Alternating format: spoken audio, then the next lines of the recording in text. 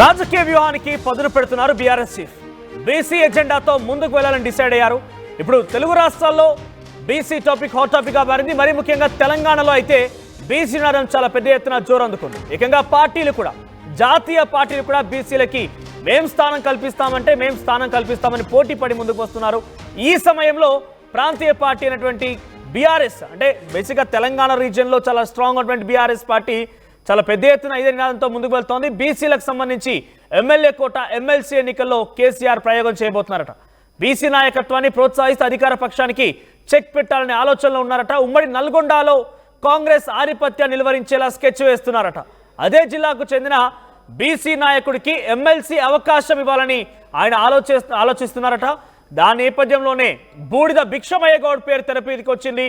ఆయన పేరు దాదాపుగా ఖరారు కాబోతోంది. ఎమ్మెల్యే కోట ఎమ్మెల్సీలో ఒక ఎమ్మెల్సీ గెలవాలంటే 20 మంది ఎమ్మెల్యేల సపోర్ట్ కావాలి, 20 మంది ఎమ్మెల్యేల మద్దతు కావాలి. ఈ నేపథ్యంలో బీఆర్ఎస్ పార్టీకి 28 మంది ఎమ్మెల్యేలు ఉన్నారు. దీంతో ఒక ఎమ్మెల్సీ మాత్రం ఖాయంగా కనబడుతోంది.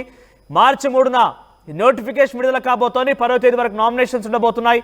20న పోలింగ్ ఉంటుంది. అదే రోజు సాయంత్రం కల్లా ఎమ్మెల్సీ ఎవరనేది ఒక అంశం కొలికి వచ్చే అవకాశం ఉంది. ఈ నేపథ్యంలోనే బీఆర్ఎస్ పార్టీ తరఫున బీసీ నినాదాన్ని ఎత్తుకున్నారట ఆయన.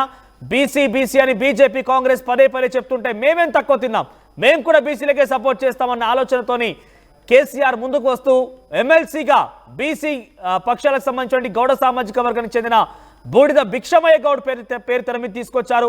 దాదాపుగా ఆయన పేరు ఖరైనట్టుగానే భావించాలి. ఎమ్మెల్యే కోట ఎమ్మెల్సీగా బీఆర్ఎస్ పార్టీ తరఫున భిక్షమయ్య గౌడే అభ్యర్థిగా పార్టీ ముందుకు వెళ్తోంది.